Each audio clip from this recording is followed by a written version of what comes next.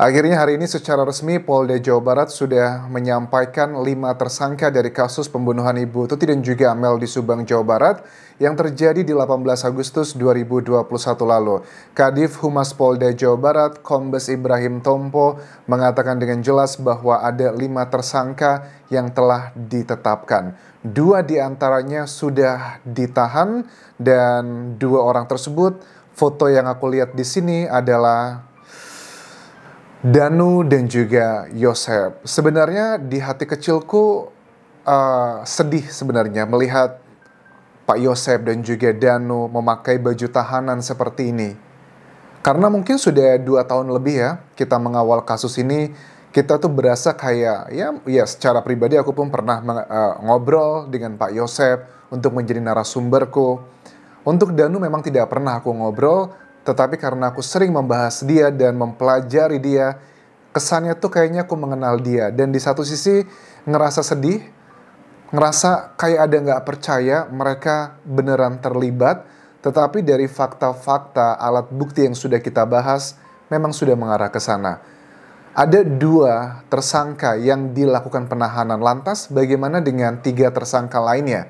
Ada Ibu Mimin, istri kedua dari Pak Yosep, kemudian juga ada Arigi dan juga Abi yang merupakan kedua putra tiri dari Pak Yosep atau putra dari Bu Mimin.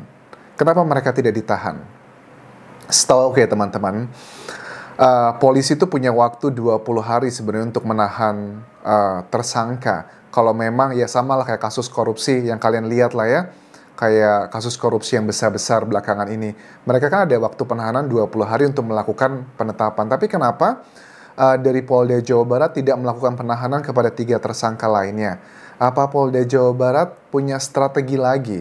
Apa tidak takut kalau nanti 3 tersangka tersebut melakukan penghilangan barang bukti, melakukan tindakannya kembali, atau melakukan hal-hal yang menjurus kerusakan? Itu kan sebenarnya adalah alasan kenapa tersangka itu dilakukan penahanan, teman-teman.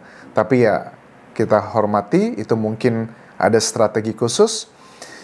Yang bisa aku lihat dari keterangan hari ini dari Kadif Humas Polda Jawa Barat, Kombes Ibrahim Tompo, dikatakan begini teman-teman, bahwa benar Danu itu hari Senin kemarin datang ke Polda Jawa Barat atas inisiatif dia pribadi bersama dengan kuasa hukumnya untuk mengatakan hal-hal yang sebenarnya menurut Ibrahim Tompo di sini bahwa apa yang dikatakan Danu Senin kemarin sampai terakhir hari ini sebenarnya sudah didapatkan, dikatakan itu pada pemeriksaan terakhir Danu di bulan lalu, di bulan September 2023. Dan aku menangkap di sini bahwa tanpa adanya statement Danu datang kemarin di hari Senin, kasus ini sebenarnya sudah akan terbongkar dan akan menetapkan tersangkanya.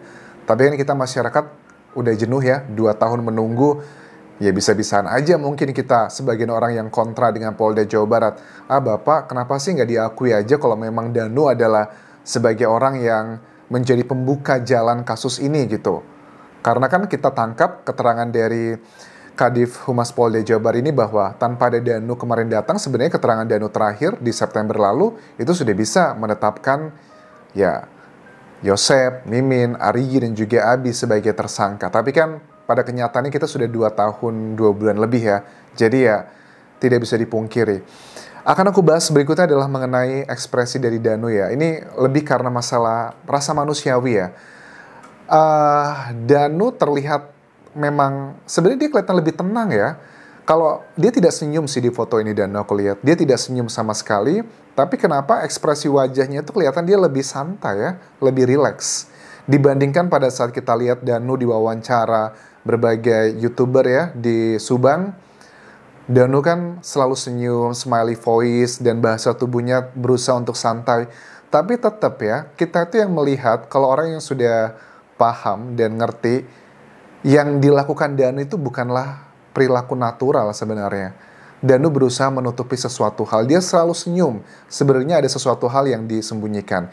Ini linear dengan keterangan dari kuasa hukumnya Danu yang mengatakan bahwa sebelum Danu datang kemarin di hari Senin lalu ke Polda Jawa Barat, ia sudah ketemu dengan keluarga besarnya dan sudah berembuk bahwa ia akan melakukan hal ini. Berbeda dengan Pak Yosep. Pak Yosep di foto ini kelihatan lebih banyak tegar, tapi menyimpan banyak kemarahan sepertinya Pak Yosep dan rasa malu ya.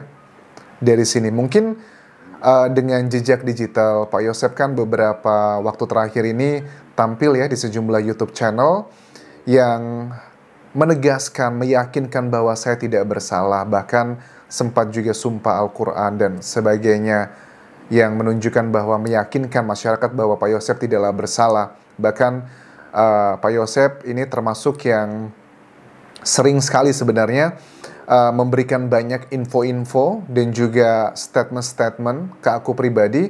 Tetapi seperti aku bilang teman-teman, semua saksi selama kasus ini belum selesai dari putusan persidangan, aku punya boundariesnya, aku punya jaraknya, aku tidak mau terlalu dekat.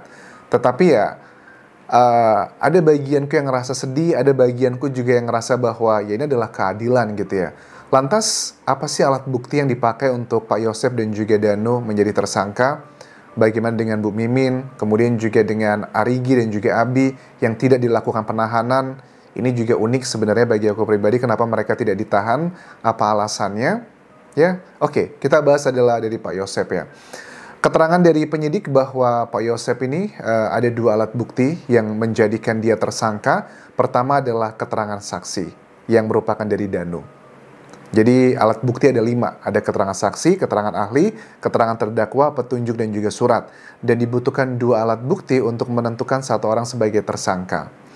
Dan untuk Pak Yosep, keterangan Danu yang mengatakan bahwa malam hari itu, jadi Danu ceritanya adalah dia diminta datang sama Pak Yosep dan diminta membawa sebilah golok.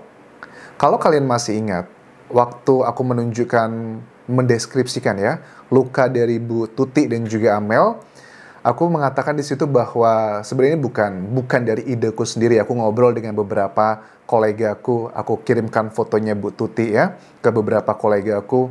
Aku tanya ke mereka, luka apa ya kira-kira yang menjadi penyebab Bu Tuti ini dihantam kepalanya? Oh, beberapa dari kami berdiskusi bahwa kemungkinan besar ini adalah jenis kayak golok, tapi golok yang tumpul, yang sudah tidak tajam lagi. Buat kalian yang sering melihat video-videoku, kalian sudah tahu. Kemudian itu adalah yang pertama. Dugaan kedua adalah mungkin linggis. Mungkin saja, tapi tipikalnya tidak seperti itu. Dan ternyata memang betul. Danu mengakui bahwa dia diminta datang sama Pak Yosep malam 17 Agustus berarti ya, kan kejadiannya tanggal 18 Agustus dini hari ya.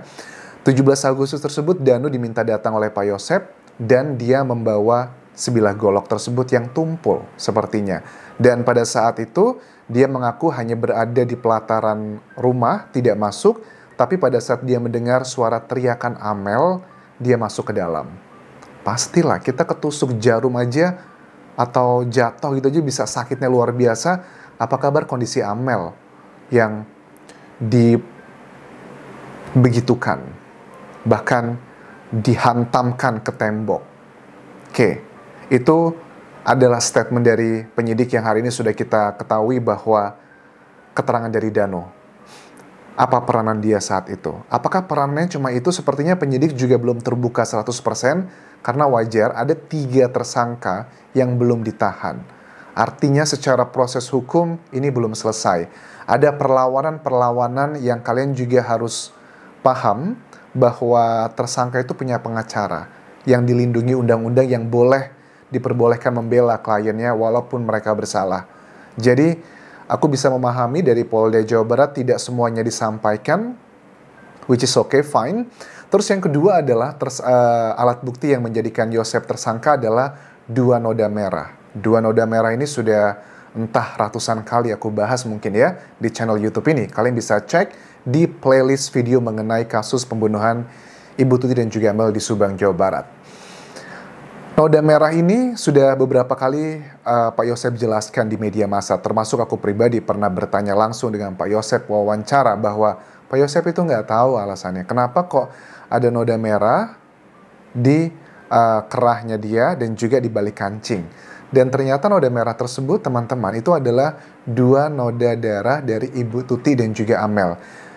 Dan dari awal aku mengawal kasus ini, hasil obrolanku dengan sejumlah kolegaku, kami tuh menganalisa bersama-sama bahwa ini sih kayaknya berasal dari alat yang dipakai untuk menghabisi Ibu Tuti dan juga Amel. Bukan tipikal dari pada saat pengakuan Pak Yosep, katanya kan Pak Yosep membersihkan lokasi TKP, nyiram-nyiram, bersihin lantai dengan air. Karena kalau kita nyiram, itu tipikal muncratnya nggak seperti itu.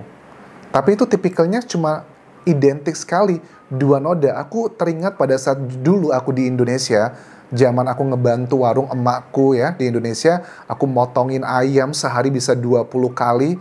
Itu kan dipegangin tuh ayamnya, dipotong lehernya, seret. Tetap aja ada muncratnya sedikit-sedikit kemana-mana. Waktu ada pisau yang aku pakai buat main-main mungkin dengan saudara-saudaraku saat itu bisa muncrat-muncrat ke baju mereka. Dan tipikalnya itu tipikal yang muncratan seperti itu. Makanya dari Polda Jawa Barat sudah yakin menetapkan Yosep sebagai tersangka karena ada keterangan, ya ini termasuknya adalah jatuhnya keterangan ahli ya, dalam bentuk nanti surat atau ya surat lah, nanti ditulis apa rekomendasi semuanya, itu adalah keterangan ahli dan dua hal itu yang menjadikan Yosep sebagai tersangka. Danu ya banyak sebenarnya, selain dia juga ya karena dia sudah mengaku juga kan ya, satu pun kalau dia mengaku juga sudah cukup sebenarnya karena itu juga logical thinking. Tapi bagaimana dengan tiga tersangka lainnya? Apa yang menjadikan mereka ini alat buktinya yang kuat apa ya? Baru Danu kan ya. Terus kita lihat keterangan dari kuasa hukum Pak Yosep ya yang mengatakan bahwa Danu itu sebenarnya tidak mengenal Arigi, Abi, dan juga Bu Mimin. Kok bisa mereka kerjasama? Well, sebenarnya aku beberapa kali mengatakan di awal kasus ini ada beberapa sumber yang mengatakan bahwa waktu dicek kontak, get kontak, sebenarnya Arigi itu menyimpan nomornya Danu, Danu menyimpan nomornya Arigi, dugaannya adalah seperti itu. Tetapi agak sulit untuk tidak dipercaya kalau kasus ini tidak ada dugaannya oknum-oknum yang terlibat. Kita nanti pembuktiannya seperti apa, karena ada beberapa hal yang menurut aku berusaha dihilangkan yang merujuk ke alat bukti dan ini ada hubungannya dengan dugaannya sejumlah oknum.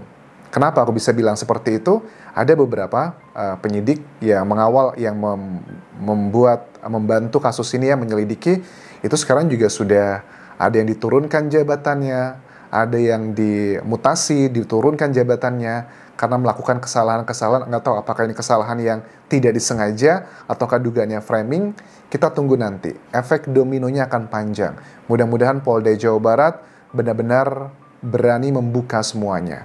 Dan kita nantikan perkembangan selanjutnya seperti apa. Sedih sekali aku melihat foto ini, tapi ini adalah proses untuk mencari keadilan untuk Ibu Tuti dan juga Amel yang dihabisi begitu tega di tanggal 18 Agustus 2021 lalu. Terima kasih sudah menonton, terima kasih sudah setia mengawal kasus ini. Sampai jumpa.